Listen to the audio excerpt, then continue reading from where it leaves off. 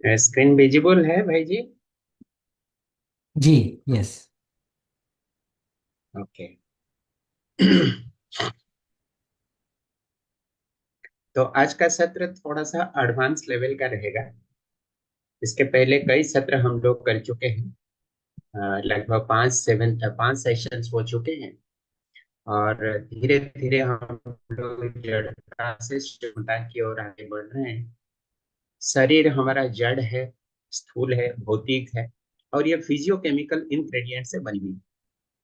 और मैं स्वयं ये फिजियोकेमिकल मैटर से परे हूँ, अलग हूँ, शटल हूँ यानी सूक्ष्म हूँ। और ये दोनों की सह अस्तित्व का मानव का परि मैनिफेस्टेशन यानी अभिव्यक्ति है। एक जड़ शरीर और एक चैतन्य शक्ति, ये दोनों की को एग्जिस्टेंस यानी सह अस्तित्व को हम मानव के रूप में देख पा रहे हैं।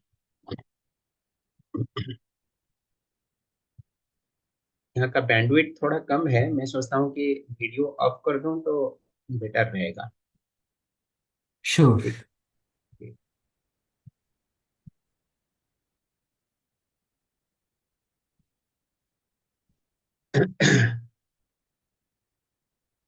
तो धीरे धीरे हम लोग शरीर की जो कार्रवाइयां हैं, शरीर के अंदर में चलने वाली जो भौतिक क्रियाएं हैं, जैविक क्रियाएं हैं, जैसे हमारी पाचन क्रिया है, श्वसन क्रिया है, निष्कासन क्रिया है, रक्त संचरण की प्रक्रिया है, ये सारी चीजें हम लोग कुछ तो अपने शरीर के नियंत्रण में है और कुछ चीजें जो प्रकृति के नियंत्रण में है और कुछ चीजें हैं जो कि चेतना की इंटरवेंशन से वो बहुत संतुलित रूप से काम कर रही है। मोटे मोटे तौर पे देखा जाए तो हमें पता चला कि शरीर के जो संवेदनात्मक अंग है यानी सेंसरी ऑर्गन्स है, हमारी ज्ञानेंद्रिया है, आंखों से देखना, नाक से स्मेल का पता करना, कान से श्रवण करना, जीभ से स्वाद पता करना, चर्म से बाहर की गर्मी या ठंडक का एहसास करना, ये सारी हमारी संवेदनाएं हैं जो कि शरीर के सेंसरी ऑर्गन्स यानी ज्ञानेंद्रिया से हमें प्राप्त होती है। और यह सेंसेशन यानी संवेदना हमारी चेतना के स्थल पर पहुंचने पर चेतना उसको विश्लेषण करती है। आत्मा उसको परखती है कि ठंडी लग रही है तो मुझे क्या करनी चाहिए। अगर बाहर की परिवेश ठंडा है, मुझे कंबल ओढ़नी है, जैकेट पहनना है, तो मैं चेतना के रूप में शरीर को कमांड देती हूँ, इंस्ट्रक्शन देती हूँ कि अभी बाहर में ठंडा है, मुझे ऊनी वस्त्र पहननी है। इसका मतलब शरीर से हमें संवेदना प्राप्त होती है और उन संवेदनाओं को इंटरप्रेट करने के बाद आत्मा से इंस्ट्रक्शन जाती है और फिर कार्यान्वयन होती है। संवेदनाओं को स्वीकार करना, चेतना तक पहुंचाना और फिर चेतना से इंस्ट्रक्शन यानी निर्देश जारी होना, जो कि फिर से शरीर के माध्यम से कार्यान्वयन होना। इस विधि से निरंतर हमारी शारीरिक और ये चेतनात्मक क्रियाएं चलती रहती है।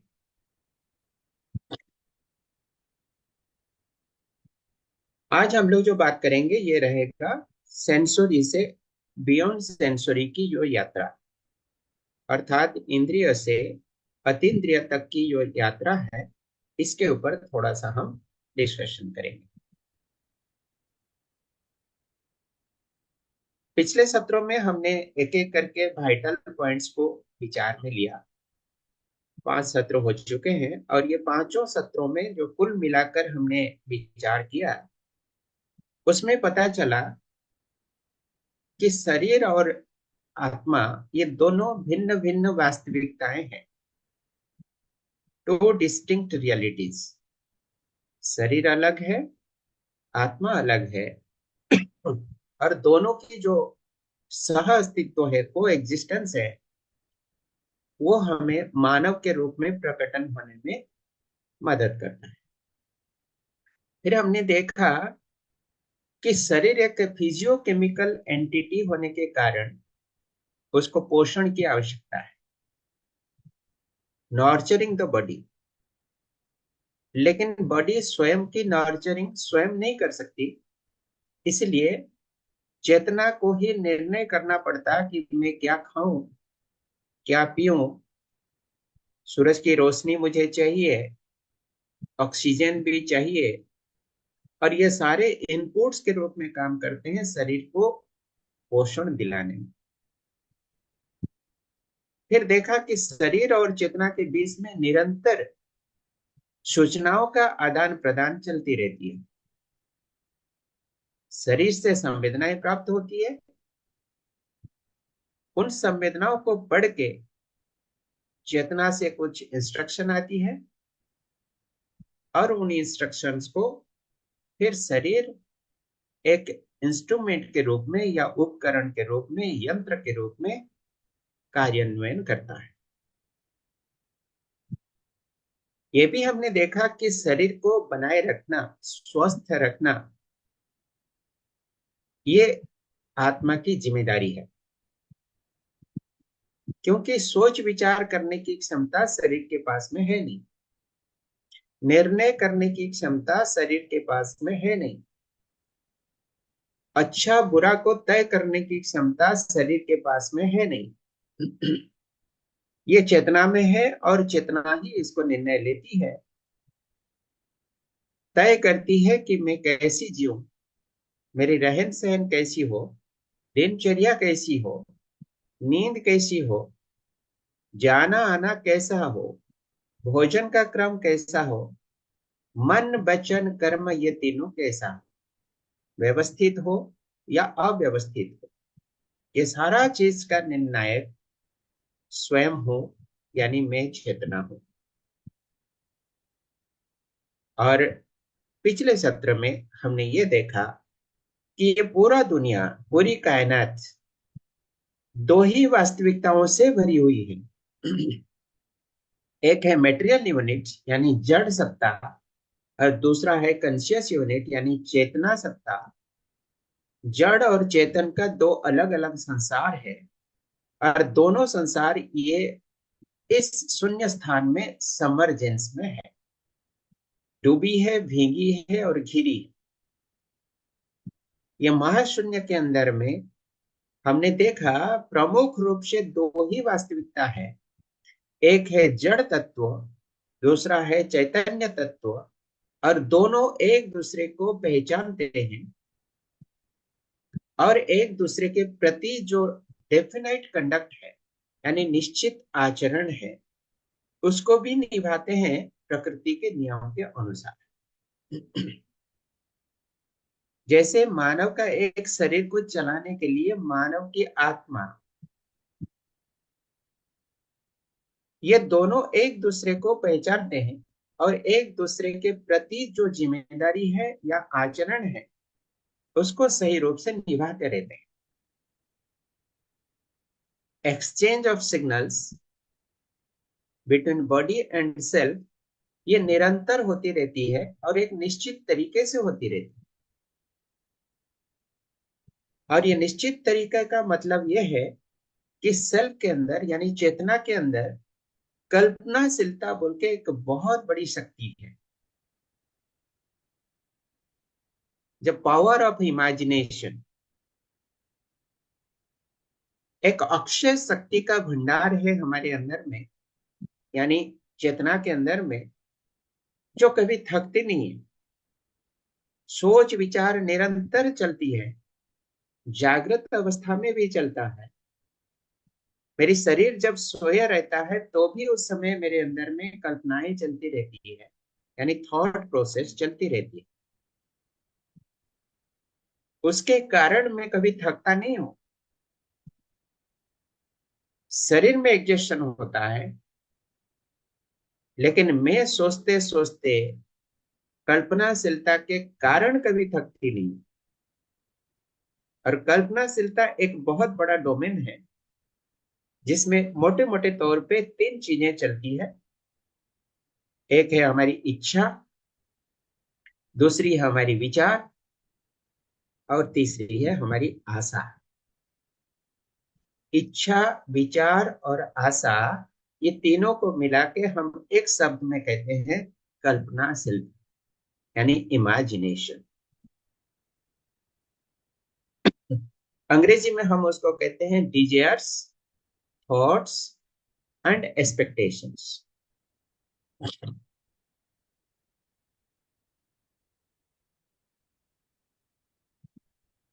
तो ये स्लाइड आपके लिए पुरानी है। Domain of material, domain of consciousness, और ये दोनों की सहअस्तित्व से मानव इस धरातल पर अपने ड्रामा के अनुसार रोल अदा करता रहता है। और मैं जब कहता हूं कि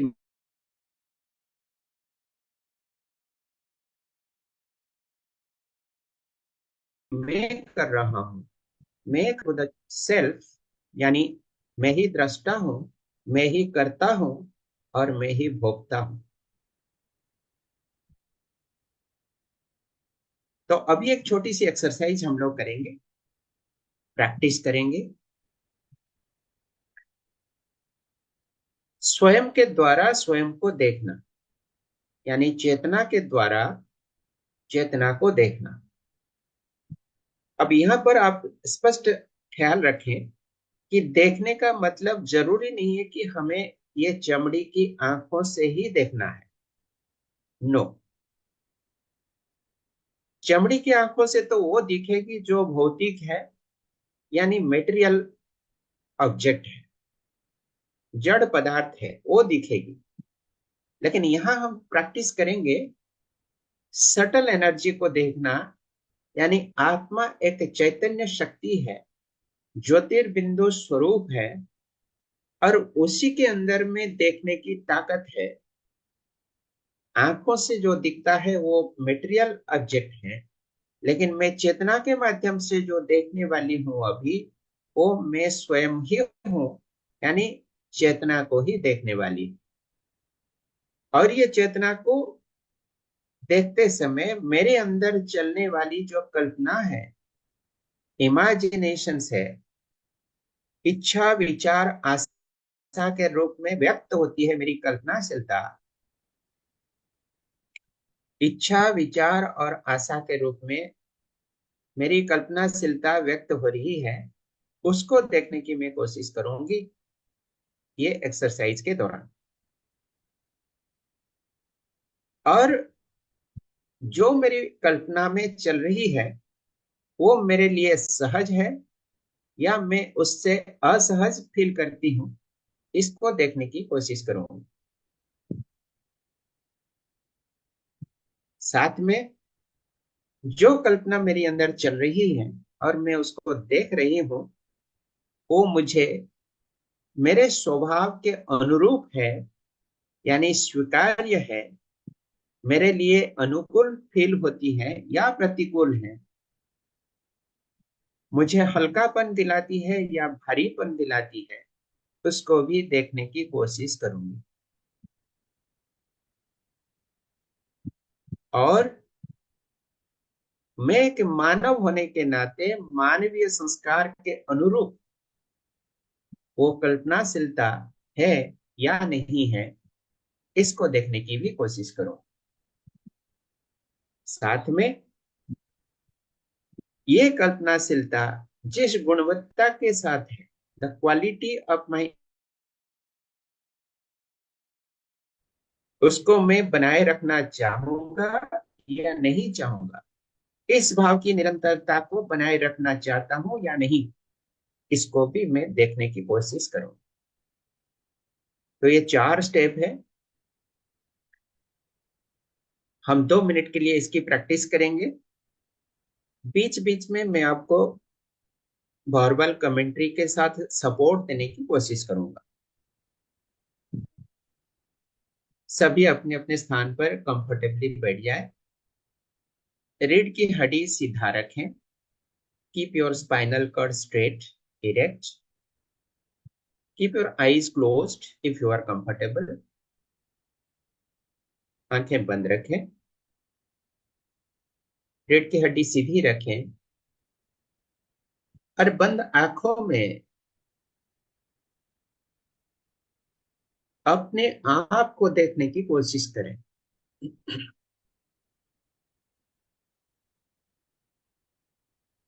शरीर अलग है, मैं अलग हूं।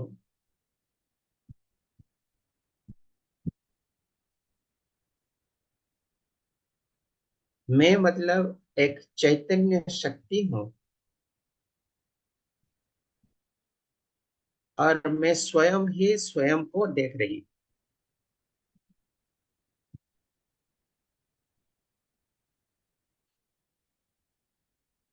मेरी अंदर में कई सारी विचार चल रही है, जिसको मैं कल्पनाशीलता बोल के समझती हूँ, इमेजिनेशंस के नाम पर जानती हूँ। उसमें क्या क्या चिंतन आ रही है, विचारधारा आ रही है, उसको देखने की कोशिश करें।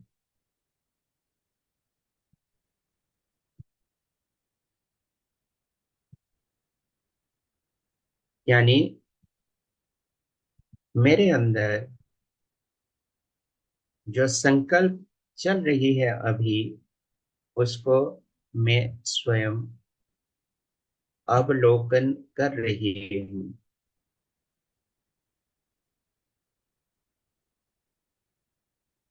उसका रोकथाम ना करें, सिर्फ वो किस प्रकार के विचार हैं उसको देखें।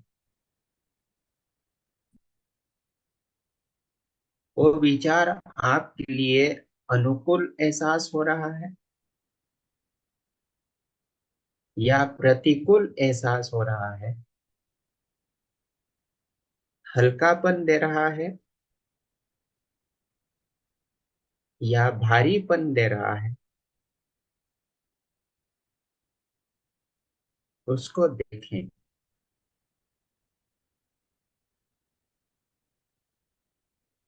और जो भाव मेरे अंदर उत्पन्न हो रही है इस संकल्प के कारण, ये विचारशीलता के कारण मेरे अंदर जो भाव उद्रेक हो रहा है, द फीलिंग्स, वो मुझे अनुकूल लग रहा है या प्रतिकूल लग रहा।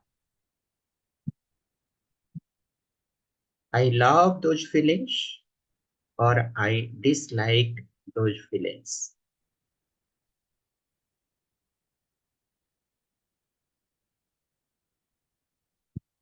वो भाव मानवीय आचरण के अनुसार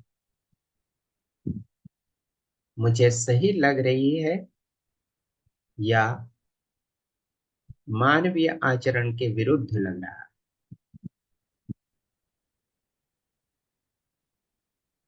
अच्छे संस्कार युक्त विचार है या नहीं है, उसको देखने की कोशिश करें।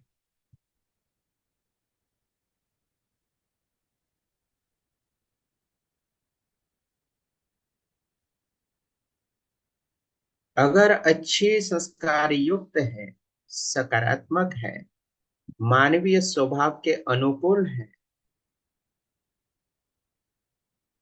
तो मैं उस भाव में, उस कल्पना के साथ बना रहना चाहता हूं। अगर ये मेरे मानवीय संस्कार के अनुकूल नहीं है, मुझे भारीपन दिलाती है, मैं इस भाव में टिके रहना नहीं चाहता हूं या नहीं चाहती हूं, तो उसको भी अवलोकन करें, निरीक्षण करें।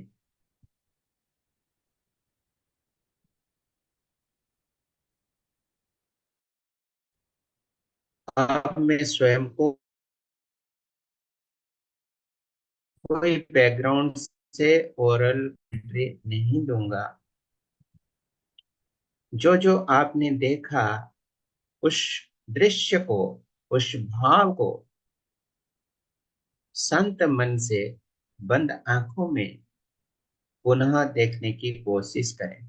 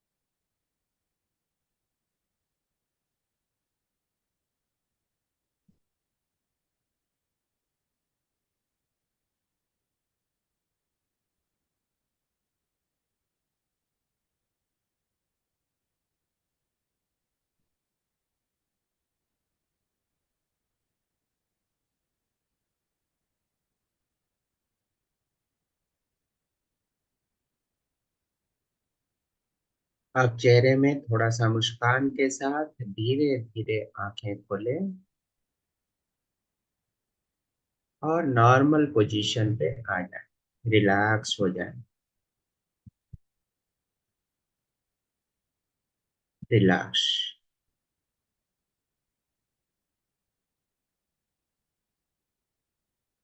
आप कोई शेयरिंग करना चाहें तो कर सकते हैं। How did you feel?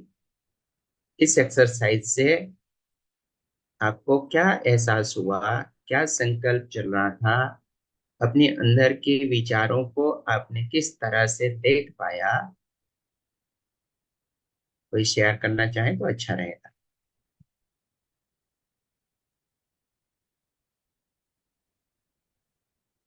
Yes, anybody?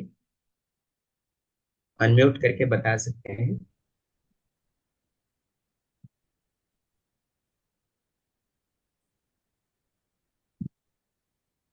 Sharing is a very good practice. Any reflection? मैं अपने संकल्पों को देखा, संकल्प में क्या चलता रहा और वो संकल्प मेरे लिए कंडूसिव रहा, फेवरेबल रहा, हल्कापन के साथ रहा या भारीपन के साथ रहा। आई लाइक इट और I dislike it. Yes, anybody? Share करने का एक आदत बनाए। ये संवाद होना चाहिए, म्यूचुअल कम्युनिकेशन होना चाहिए, एक तरफ से नहीं होना चाहिए।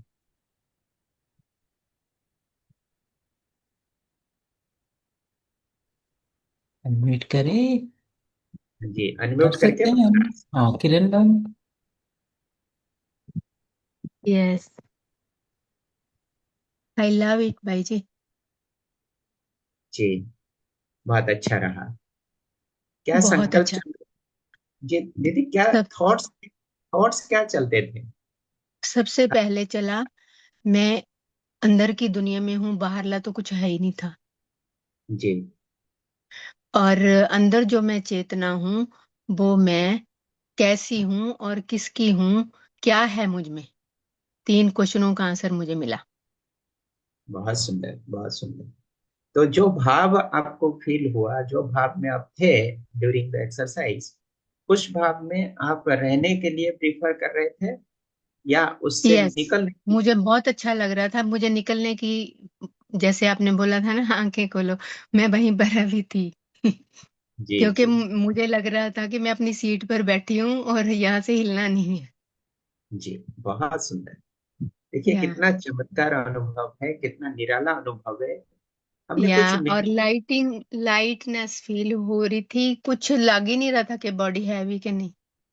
जी, वही हमारा वास्तविक स्वरूप है। बॉडी लेस या स्टेट। यस, द ऐसे स्टेट लग रहा था। The state of bodilessness. शरीर का जो भान है उससे परे उठ जाते हैं। और वही हमारी मौलिक स्थिति है। हम तो शरीर को धारण किए हैं। शरीर यस हमारे लिए एक मंदिर है, एक रथ है। This just like a chariot, just like a vehicle, a mode of transmission, mode of transport. शरीर हमारे लिए एक इंस्ट्रूमेंट है, एक उपकरण के समान है, यंत्र के समान है। लेकिन because of lack of awareness, सजगता के कमी के कारण, जागृति की कमी के कारण, लैक ऑफ अटेंशन के कारण हम स्वयं को शरीर भान के साथ ज्यादातर जुड़े रखते हैं, और वो हल्कापन, वो भाव को एहसास नहीं कर पाते, जो कि मानवीय संस्कार के साथ में हमारे अंदर में मौलिकता के रूप में पड़ी हुई है। That is in a dormant condition. उसको जगाने की आवश्यकता है। चलिए, बहुत यस। सुंदर। ये एक छोटी सी एक्सरसाइज रही, फिर आगे चलते हैं।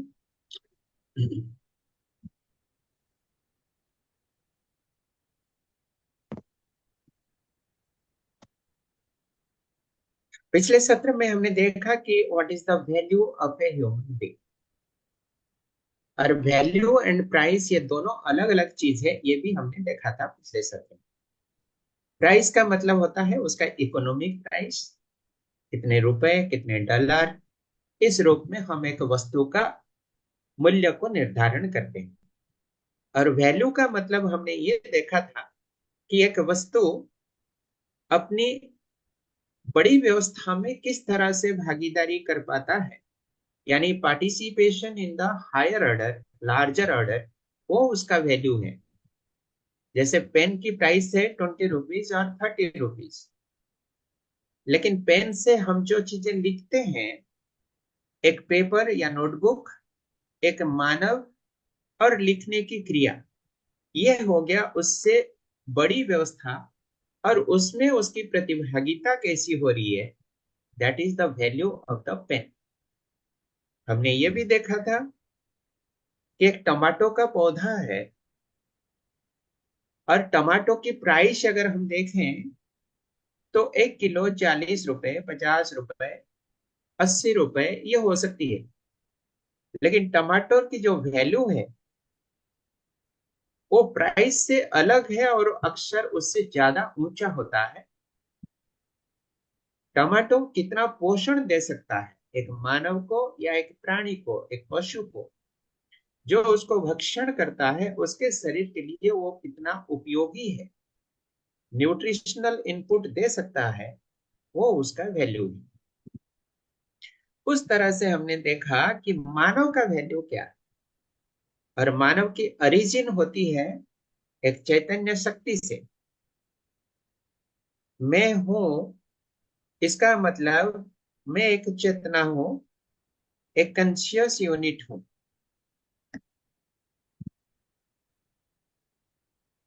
और मेरा पहला इंटरफेस होता है शरीर के साथ। ये मेरा बॉडी है। बॉडी के साथ में मैं जब इंटरेक्ट करता हूं तो मेरा हायर ऑर्डर यानी लार्जर ऑर्डर में पार्टिसिपेशन शुरू हो जाता है। मेरी मौलिक स्थिति है, मैं एक ज्योतिर्बिंदु स्वरूप हूँ, आत्मा हूँ, चमकती हुई सितारा हूँ। और मेरी वैल्यू को जब मैं देखने की कोशिश करती हूँ तो मेरा वैल्यू का शुरुआत होती है लार्जर ऑर्डर में पार्टिसिपेशन, यानी मेरे से बड़ी व्यवस्था में मेरी प्रतिभागिता यानी पार्टिसिपेशन किस हद तक हो रही है। तो पार्टिसिपेशन की शुरुआत होती है शरीर से। शरीर के बाद में मेरे परिवार,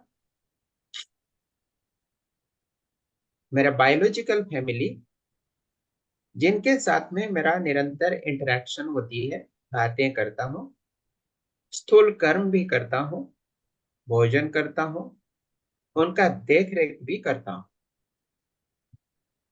इससे बड़ी व्यवस्था मेरे समाज, क्योंकि जीने के लिए मुझे कईयों के साथ में इंटरफेस करनी पड़ती है, भावों का आदान प्रदान करना पड़ता है।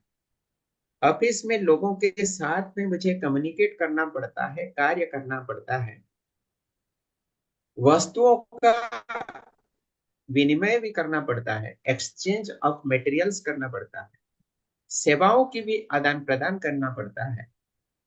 दुकान से मैं सामान खरीदता हूँ, डॉक्टर से स्वास्थ्य की सेवा लेता हूँ, इत्यादि तरह तरह की सेवा भिन्न भिन्न लोगों से, भिन्न भिन्न एजेंसियों से मुझे प्राप्त होता है, जो कि समाज के एक एक अलग सा अंग है।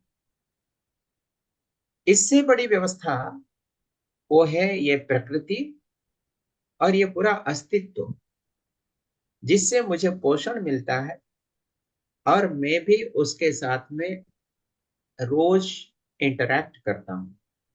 पेड़ पौधों से भी मुझे इनपुट मिलती है, सूरज से भी इनपुट मिलती है, हवा से भी इनपुट मिलती है, मिट्टी पानी से भी इनपुट मिलती है, न्यूट्रिएंट्स मुझे मिलती है, जीने के लिए ऊर्जा प्राप्त होती है। इसके बियॉन्ड और कुछ हो ही नहीं सकता। यही सबसे बड़ी व्यवस्था है, नेचर एंड एग्जिस्टेंस। यानी ये पूरा अस्तित्व के अंदर में मैं एक छोटा सा कण हूं, एक small ingredient in the whole existence. और हर एक चैतन्य शक्ति की प्रयास यही रहती है कि मैं सबसे बड़ी व्यवस्था तक पहुंच पाऊं, मेरी आउटरीच लार्जेस्ट पॉसिबल ऑर्डर तक हो सके। तो that is the best manifestation of my potential. मेरी क्षमता का संपूर्ण रूप से विकसित होने की क्रिया को मैं देखूं, यही मेरी मौलिक चाहत है।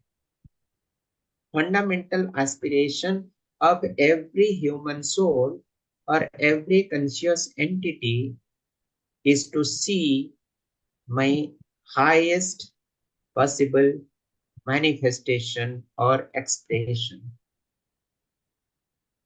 मैं स्वयं के साथ में जैसे व्यक्त होता हूं, बातों से, श्रवण से, दर्शन से, इत्यादि इत्यादि संवेदनाओं के माध्यम से व्यक्त करता हूं स्वयं को, उसी तरह मैं परिवार के साथ में भी अपने को व्यक्त करना चाहता हूँ, समाज के साथ में भी व्यक्त होना चाहता हूँ, और पूरी धरती, प्रकृति और अस्तित्व के साथ में हारमोनियसली, यानी संगीतमय स्थिति में व्यक्त होना चाहता हूं।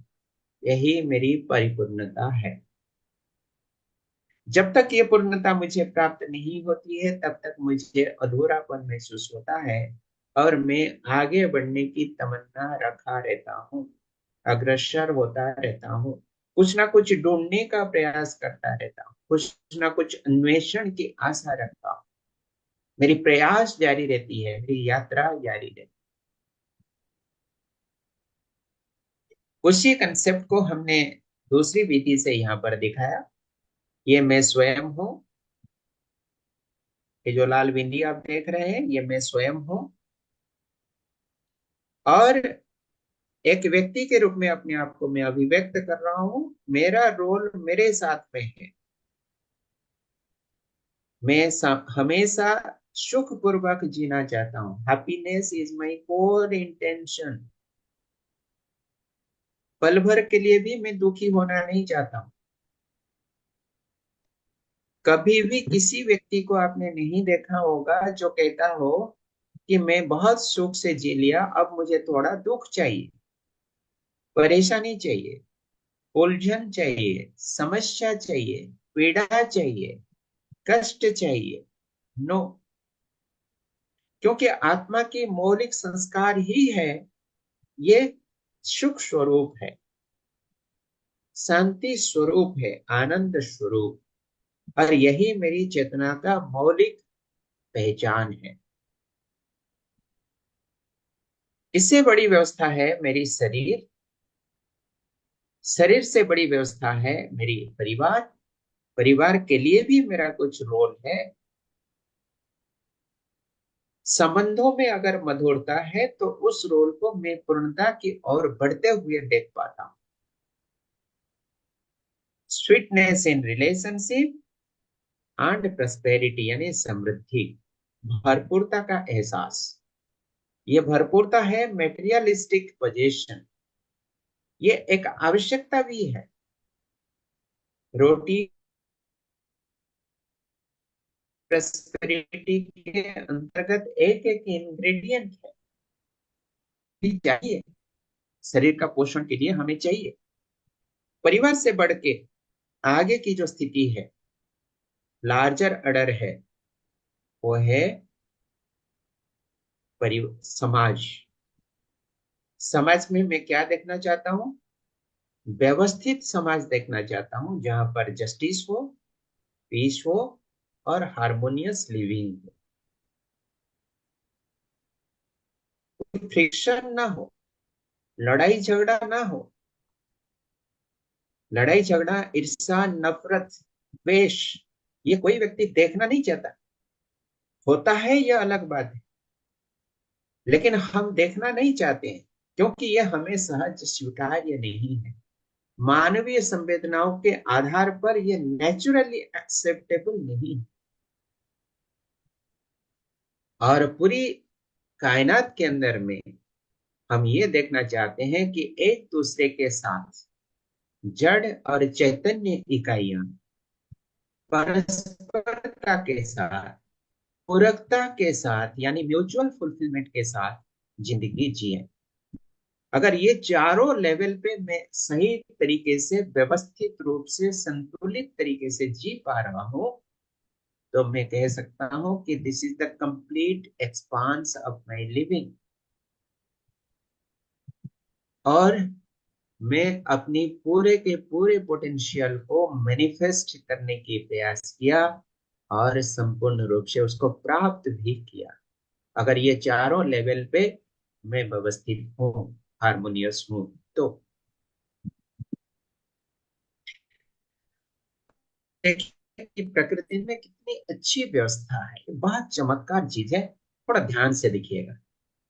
प्रकृति में जो कुछ इंग्रेडिएंट्स हमने देखा, पिछले सत्र में हमने चर्चा किया कि स्थूल इकाइयां और सूक्ष्म इकाइयां हैं, यानी जड़ सत्ताएं हैं और चैतन्य सत्ताएं। पहले हम एक व्यवस्था लेते हैं जिसको हम लोग कहते हैं पदार्थ अवस्था, यानी फिजिकल ऑर्डर। मिट्टी, हवा, पानी, धातु इत्यादि, जिसके अंदर में चेतना नहीं होती है, यानी कॉन्शियसनेस नहीं है। दूसरी एक व्यवस्था को आप देख सकते हैं जिसको हम कहते हैं प्राण अवस्था, यानी बायो ऑर्डर। पेड़ पौधे, हर्ब्स इत्यादि आते हैं उसमें, ये भी इस अस्तित्व में है।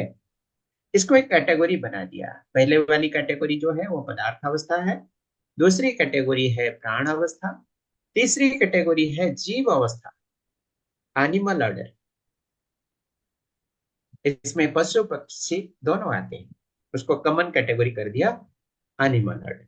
और चौथा कैटेगरी मानव, यानी ह्यूमन ऑर्डर।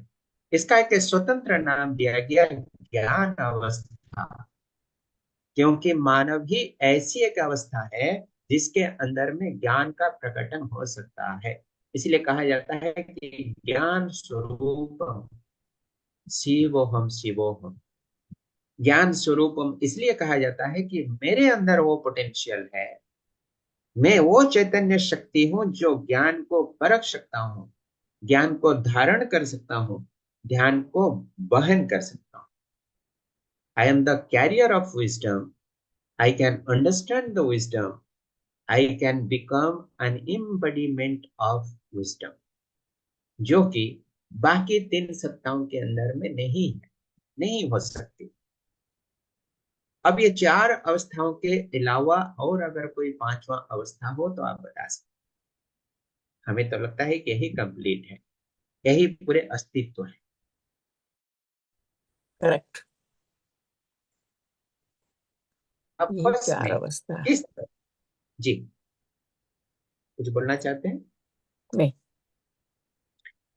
अब आइए देखेंगे, बड़ी चमत्कार चीजें हम देखने मिलेगा अभी, कि ये चार अवस्थाओं के अंदर में आपस में किस तरह से संगीतमय स्थिति है, परस्परता के साथ, पूरकता के साथ ये कैसे अपनी दिनचर्या मेंटेन करते हैं, अपनी निर्वहन की क्रिया करते हैं। How do they recognise and fulfil to needs of each others, as per the phenomena, as per the natural law, natural phenomena, एक एक करके देखते हैं। So nature is the collection of four units, यानी फोर कैटेगरीज ऑफ रियलिटीज, वास्तविकता।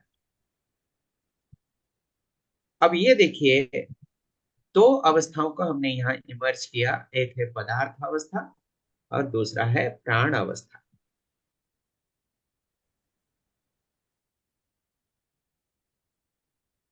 प्राण अवस्था मतलब पेड़ पौधे, और ये मिट्टी के सारे जीवन जीते हैं, मिट्टी से ही इनकी उद्गम होती है, जर्मिनेशन होती है, मिट्टी से इनकी जीवन और पोषण प्राप्त होती है। और ये पेड़ पौधे जब मर जाते हैं, बड़े होके पत्र पुष्प फल देने के उपरांत जब इनके अंत हो जाती है, ये फिर से टूटे हुए अवस्था में मिट्टी में पड़ते हैं, मिट्टी में फिर से घुल मिल जाते हैं। अब बताइए, मिट्टी को ये ज्यादा फर्टाइल करते हैं या मिट्टी के लिए नुकसान का कारण बनते हैं? क्या करते हैं? whether it is good for the soil or bad for the soil? Good. अगर गुड है तो जी लिखें। जी। पेड़ पेड़ पौधे प्रकृति से पोषण लेते हैं और मरने के उपरांत, यानी उनका अंत होने के उपरांत, वो फिर से मिट्टी को उर्वर करते हैं, उसके लिए कोई नुकसान नहीं होता, एक दूसरे को पोषण देते हैं। The system is so beautiful, hmm. System is so systematic. बात समझ में आ रही है? जी हाँ। ओके। अब आइए देखते हैं, ये जो स्थिति है दोनों अवस्था के बीच में, ये साइक्लिक है, चक्रीय स्थिति में चलती है, इंटरकनेक्टेड है और इंटरडिपेंडेंट भी है। और एवरी यूनिट इज एनरिच्ड, यानी हर एक इकाई समृद्ध होता है, कोई किसी का नुकसान का कारण नहीं बनता। तीसरी यूनिट को हम इमर्ज करते हैं, जीव अवस्था। आप देखेंगे तो पता चलेगा कि जीव यानी एनिमल्स एंड बर्ड्स, ये पेड़ पौधों को खाते हैं, उनके पत्र को भक्षण करते हैं, पुष्प को भी सेवन करते हैं, फल को भी सेवन करते हैं, और मिट्टी के ऊपर वो जीवन जीते हैं। तीनों को अगर देखेंगे तो प्राण अवस्था और जीव अवस्था मिट्टी, पानी, धूप, हवा, ये सब इंग्रेडिएंट्स लेकर जीवन धारण करते हैं। मृत्यु के बाद पशु का शरीर भी अगर मिट्टी में पड़े, वो भी कंपोस्ट होता है, डिकम्पोज होके मिट्टी को और उर्वर करता है, ज्यादा फर्टाइल करता है, प्रोडक्टिव करता है। पेड़ पौधे और पशु पक्षी अपनी जीवन काल पूरा होने के बाद इस प्रकृति के हर एक इकाइयों को, मिट्टी, पानी, धूप, हवा, सभी को प्रकृति के नियम के अनुसार ज्यादा फर्टाइल, ज्यादा प्रोडक्टिव ही करते हैं, न कि उसको नुकसान करते हैं। अब आइए देखते हैं ये आपस में कैसे संबंधित है। ये साइक्लिक भी है, चक्रीय विधि से चलती है, इंटरकनेक्टेड है, हम्म। इंटरडिपेंडेंट है, परस्पर निर्भरशील है, परस्पर संबंधित है, और हर एक इकाई दूसरी इकाई के लिए पूरक है, यानी फुलफिलिंग है। उसको और सूक्ष्म रूप से अगर आप देखेंगे तो अणु परमाणु तक भी आपको दिखेगा। हम्म। कार्बन हाइड्रोजन की अगर विचार करेंगे, carbon and hydrogen, oxygen, sorry, carbon and oxygen, CO2, ये दोनों मिलकर कार्बन डाइऑक्साइड बनना, हाइड्रोजन के दो आटम और ऑक्सीजन का एक आटम मिलके H2O यानी वाटर मॉलिक्यूल एक्सपीरियंस। बनना, ओके। ओके। H2O यानी वाटर मॉलिक्यूल बनना, ये भी प्रकृति में निश्चित आचरण के साथ ही होता है। दो हाइड्रोजन एटम के साथ एक ऑक्सीजन एटम मिले तो वाटर मॉलिक्यूल ही क्रिएट करेगा, यह भी प्रकृति के नियम के अनुसार निश्चित है। यानी every unit of this existence has its definite conduct, चाहे वो पशु के रूप में हो, पेड़ पौधों के रूप में हो, मिट्टी पानी धूप हवा के रूप में हो, सभी का आचरण निश्चित है। शेर है तो वो उग्र होगा, यानी क्रूर होगा, उसका नेचर वायलेंट होगा, वाइल्ड होगा, ये भी निश्चित है। हाथी को आप पीटेंगे मारेंगे तो भी वो मांस का भक्षण नहीं करेगा, उसका भी आचरण निश्चित है। बाघ को आप जितना भी बाध्य करेंगे वो घास का सेवन नहीं करेगा, वो मांस ही भक्षण करेगा, ये भी निश्चित है। लोहे के साथ में पानी और ऑक्सीजन लगेगा तो उसमें रस्टिंग यानी जंग होगा, ये भी निश्चित। तो ये तीनों अवस्थाओं को आप किसी भी विधि से देखें, किसी भी समय पर देखें, किसी भी जगह पर देखें, ये सभी व्यवस्थित है, नियंत्रित है। और ये महाशून्य के अंदर में जो ऊर्जा क्षेत्र है, उस ऊर्जा क्षेत्र के अंदर में परस्पर निर्भरशीलता और पूरकता के साथ जीवन निर्वाह करते हैं। अब आइए हम लोग देखते हैं चौथा ऑर्डर को, यानी मानवीय अवस्था को देखते हैं। ये स्लाइड बहुत इंपॉर्टेंट है। पहले हमने देख लिया कि ये जो तीन अवस्थाएं हैं, पदार्थ अवस्था, प्राण अवस्था और जीव अवस्था, ये तीनों परस्पर पूरक है, निर्भरशील तो है ही है, म्यूचुअली फुलफिलिंग है। अब मानव को इसमें साथ लेकर देखेंगे ज्ञान अवस्था को, तो इसको मिट्टी पानी धूप हवा तो चाहिए ही चाहिए, इसके बिना हम्म, हम जी नहीं सकते। हमें ये प्राण अवस्था भी चाहिए, पेड़ पौधों के बिना हम जी नहीं सकते। हमें ऑक्सीजन चाहिए, फ्रूट्स चाहिए, पेड़ तो हमें जिंदगी में हर कदम पर उसकी आवश्यकता है।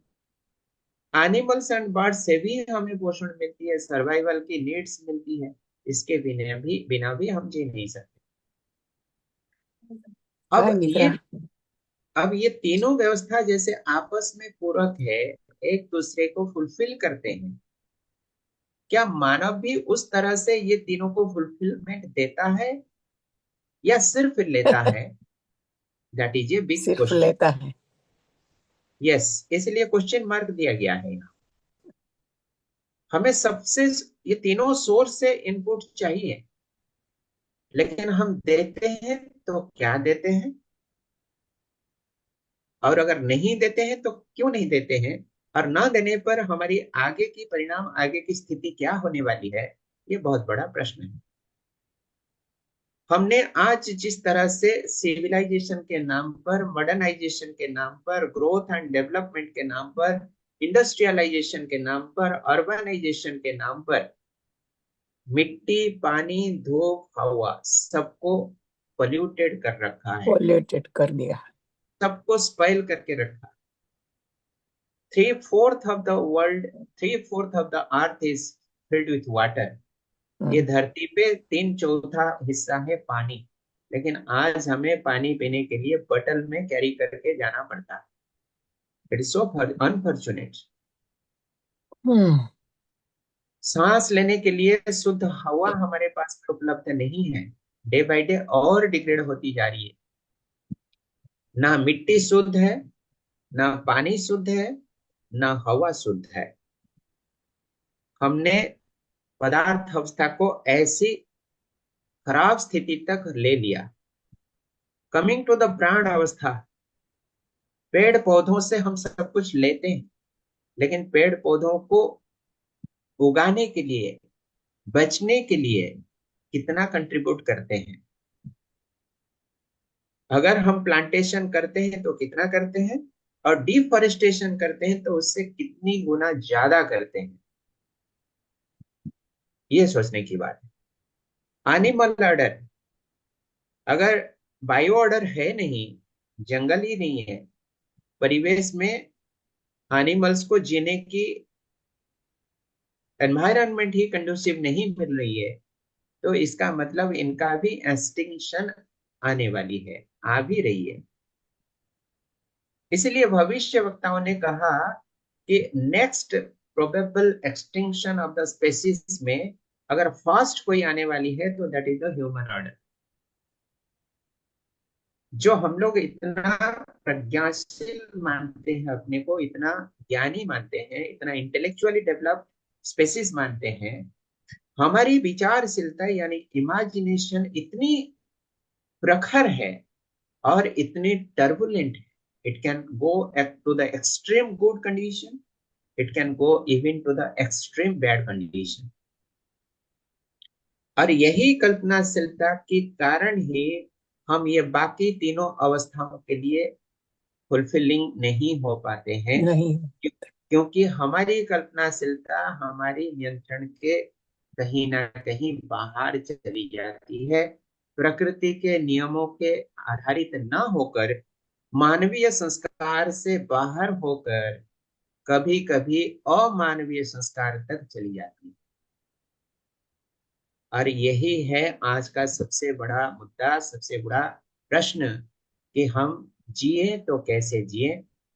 हमारी अगली पीढ़ी के लिए हम इस धरती पर अगर कुछ छोड़ के जाएं तो क्या छोड़ के जाएं? Polluted air, spoiled water, poisonous soil, toxic soil and the value degraded human society. सबसे बड़ी विडंबना, सबसे बड़ी पीड़ा है the degradation of human values, मानवीय मूल्य बोध का अवक्षय। ये स्लाइड हमने आपको इसलिए दिखाया क्योंकि हम लोग विचारशीलता को ही केंद्र बिंदु माने, हमारी विचारधारा को ही केंद्र बिंदु माने, जहां से हमारी सारी विचारों की उत्पन्न होती है, और विचारों के आधार पर ही हम कार्य करते हैं, स्थूल कार्य करते हैं। आज दुनिया में जितनी भी साइंस एंड टेक्नोलॉजिकल एक्सीलेंस हम देख रहे हैं, श्रेष्ठता हम देख रहे हैं, चमत्कार हम देख रहे हैं, वो सारी चीजों की ओरिजिन है हम ह्यूमन इमेजिनेशन। मानवीय परिकल्पना ही उसका उद्गम स्थल है, ओरिजिन पॉइंट है। वो अगर व्यवस्थित हो जाए, संकल्प। नियंत्रित हो जाए, जी, संकल्प शक्ति हमारी सकारात्मक हो जाए, तो फिर जड़ सत्ता को चलाना, एक शरीर को चलाना, ये तो बहुत बड़ी मामूली बात है। शरीर तो एक यंत्र मात्र है। चेतना अगर सही हो गया, भाव और विचार हमारा सही हो गया, व्यवस्थित हो गया, प्रकृति के अनुकूल हो गया, दैवी संस्कार युक्त हो गया, जिसके लिए हम पुरुषार्थ कर रहे हैं, तपस्वी मुरत बनने की प्रयास कर रहे हैं, हमारी पुरुषार्थ की यात्रा इसी विधि से चल रही है, वही है हमारी सर्वश्रेष्ठ प्राप्ति। तो दो चीजों को हमने देखा, मेटेरियल यूनिट्स यानी जड़ पदार्थ, और दूसरा देखा कॉन्शियस यूनिट यानी प्राण शक्ति, जीवन शक्ति यानी चेतना, जिसको हम आत्मा भी कहते हैं।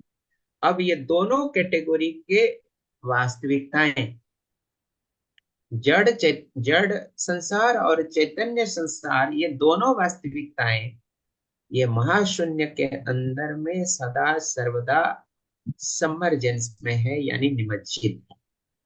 सबमर्जेंस, इसको कहते हैं सबमर्ज्ड इन स्पेस। ये हमें देखने की आवश्यकता है, ये सजगता से ही दिखेगी, चमड़ी के आंखों से ये दिखने वाली नहीं है, बुद्धि की नेत्र से दिखेगी, ये एहसास करने वाली चीज है। अब आइए थोड़ा सा ये शून्य का जो महिमा है, जिसको हम व्यापक सत्ता कहते हैं, सर्वव्यापी कहते हैं, इसकी महिमा थोड़ी सी देख लें और आज की चर्चा को ही रखेंगे, फिर पूरा करेंगे। ये जो शून्य है, ऊर्जा का क्षेत्र है, अक्षय शक्ति का एक आभा मंडल है, जिसका कोई अंत नहीं है, इसलिए इसको असीमित कहा गया, अनलिमिटेड है, पारदर्शी है, ट्रांसपेरेंट है, और ये अंतहीन भी है। हमारी आंखें नहीं पहुंच सकती, कोई यंत्र के माध्यम से भी हम इसका अंत ढूंढ नहीं सकते और इसको तोड़ नहीं सकते, इसलिए इसको अखंड कहा गया। इसमें कुछ जोड़ा नहीं जा सकता, इसलिए इसको पूर्ण कहा गया। आप इसको परिवर्तन नहीं कर सकते, इट रिमेन्स अनअफेक्टेड, इसलिए अप्रभावित कहा गया। इसका कोई सब्स्टिट्यूट नहीं है, इसलिए इसको अद्वितीय यानी अद्वितीय का। यूनिक कहा गया। यह हमेशा के लिए उपलब्ध है, नित्य। आने वाला कल भी रहेगा, इसलिए इसको नित्य कहा गया। और इसी शून्य में गर्भित होने के कारण सारी इकाइयां ऊर्जाशील है, क्रियाशील है। चैतन्य शक्ति भी क्रियाशील है, जड़ शक्ति भी क्रियाशील है। इसलिए इस ऊर्जा क्षेत्र को कहा जाता है सूक्ष्मतम ऊर्जा, subtlest subtle form of energy, subtlest form of energy. इससे सटलेस्ट और फॉर्म ऑफ एनर्जी। जी, इससे और सूक्ष्म कुछ हो ही नहीं सकता। इसी को देखने की जो प्रक्रिया है, यही है दृष्टा भाव। शुद्ध दृष्टा यानी प्योर ऑब्जर्वर के रूप में इसको देख पाना, इस ऊर्जा को देख पाना और उस ऊर्जा के साथ अपने को समन्वय में स्थापित कर पाना, ये बहुत बड़ी उपलब्धि है। इसका कोई शुरू नहीं है, बिगिनिंग नहीं है, इसलिए इसका नाम है अनादि। ये सारे वस्तु को पेनिट्रेट यानी भेद कर पाता है, इसलिए इसका नाम है पारगामी, ऑल परवेडिंग। और ये वाइटल एनर्जी यानी मूल ऊर्जा है। बाकी सारी ऊर्जाएं इसी के आधार से उत्पन्न है, चाहे बिजली की ऊर्जा हो, चाहे ताप की ऊर्जा हो, चाहे सौर ऊर्जा हो, चाहे न्यूक्लियर ऊर्जा हो, आणविक शक्ति जिसको कहते हैं। किसी भी तरह की ऊर्जा जो हम उत्पादन करते हैं, उपयोग करते हैं, उसका शुरुआत यही मूल ऊर्जा से है, क्योंकि ये अस्तित्व के अंदर में ही हम उसका निर्माण करते हैं। और अस्तित्व itself is the form of subtlest energy. इसी को इक्विलिब्रियम एनर्जी यानी साम्य ऊर्जा कहते हैं, क्योंकि इसी ऊर्जा क्षेत्र में सारी इकाइयां व्यवस्थित होकर रहते हैं और अपनी निश्चित आचरण के साथ जीवन जीते हैं। और ये एब्सोल्यूट एनर्जी है। यह एनर्जी सभी को समान रूप से प्राप्त है, कभी किसी के प्रति पातर अंतर नहीं करता, पार्शियलिटी नहीं करती ये ऊर्जा। इसलिए यह निरपेक्ष रूप से उपलब्ध है। मानवीय शक्ति को भी उतना मिलता, पशु चेतना को भी उतना मिलता, पेड़ पौधों को भी उतना ही मिलता, मिट्टी पानी को भी उतना मिलता। लेकिन अपनी क्षमता, अपनी पात्रता, अपनी योग्यता के अनुसार हम उसको स्वीकार कर पाते हैं, अपने अंदर में समा पाते हैं। जैसे ट्रांसफार्मर से बिजली की शक्ति तो आती है, लेकिन एक बल्ब को जितनी चाहिए वो उतना ही खींचता है। रेफ्रिजरेटर को जितना चाहिए उतना ही वो खींचेगा। नाइट लैम्प को जितना चाहिए वो उतना ही खींचेगा। एक हीटर को जितना चाहिए वो उतना ही खींचेगा। तो सोर्स ऑफ सप्लाई में भी कंस्टेंट, लेकिन रिसीविंग इंस्ट्रूमेंट जो है, रिसीविंग अप्लायंस जो है, कंज्यूमिंग इंस्ट्रूमेंट जो है, वो अपनी क्षमता पात्रता के अनुसार उसको खपत करता है। अब अपनी पोटेंशियल को जब हम विस्तार करते हैं, पूरी कायनात तक अपने को फैलाने की कोशिश करते हैं, अपने को मतलब शारीरिक रूप से नहीं, फिजिकल एक्सपांशन नहीं, चेतना के स्तर पर हम जब अपनी पोटेंशियल को विकसित करते हैं, और उस समय पूरा का पूरा ऊर्जा हम अपने अंदर में समाने की क्षमता प्राप्त करते हैं। और वही स्थिति है सबसे अच्छी संगीतमय स्थिति, आत्मा की सबसे सुखदायी स्थिति। वही स्थिति में टिक पाना ही सबसे बड़ी उपलब्धि। शरीर में रहते भी शरीर भान का आकर्षण ना हो, परिवार में रहते भी परिवार का बंधन का एहसास ना हो, समाज में रहते भी समाज का आकर्षण ना हो, खिंचाव ना हो, चाहे वो वस्तु का हो चाहे संबंध का हो।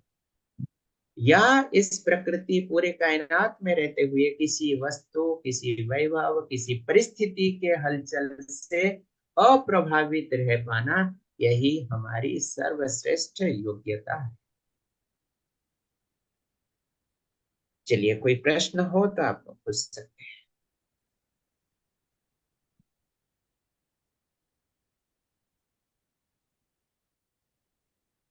इसके बाद में एक छोटी सी एक्सरसाइज है, एक्सरसाइज 2। हम इसको दिखाते हैं, आप इसको घर में प्रैक्टिस करिएगा। समय हो रहा है जी। या एक्सरसाइज 2 इसके एडवांस लेवल है। स्वयं के द्वारा स्वयं को देखना, स्वयं के द्वारा शरीर को देखना, और स्वयं के द्वारा शरीर और चेतना, ये दोनों के बीच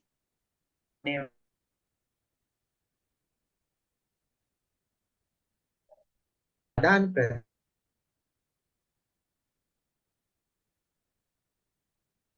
रूप से हम जब मेडिटेशन में बैठते हैं और देखते हैं, समय हमें शरीर तो दिखेगा ही दिखेगा, वो तो आसान है, क्योंकि उस स्वयं को एक चेतना के रूप में देख पाना। और तीसरी स्थिति है, तीसरी स्टेज है कि शरीर और चेतना के बीच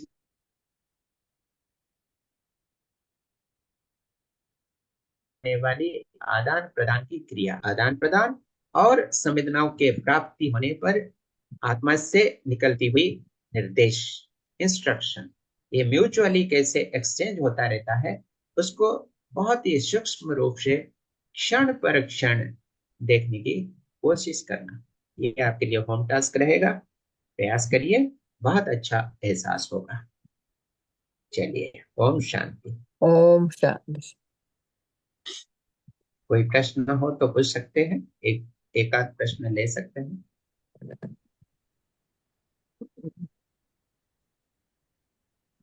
कोई सजेशन, रिफ्लेक्शन, फीडबैक, कैसा रहा आज का सत्र? कोई फीलिंग्स? गुड। गुड। चलिए, शुक्रिया शुक्रिया, thank you. Thank wonderful. You. चलिए, इसको प्रैक्टिस करेंगे तो बहुत अच्छा एहसास होगा, अच्छी अच्छी अनुभूतियां होगी। और ये स्थूलता से सूक्ष्मता की ओर की जो यात्रा है, ये बहुत ही अनमोल यात्रा है।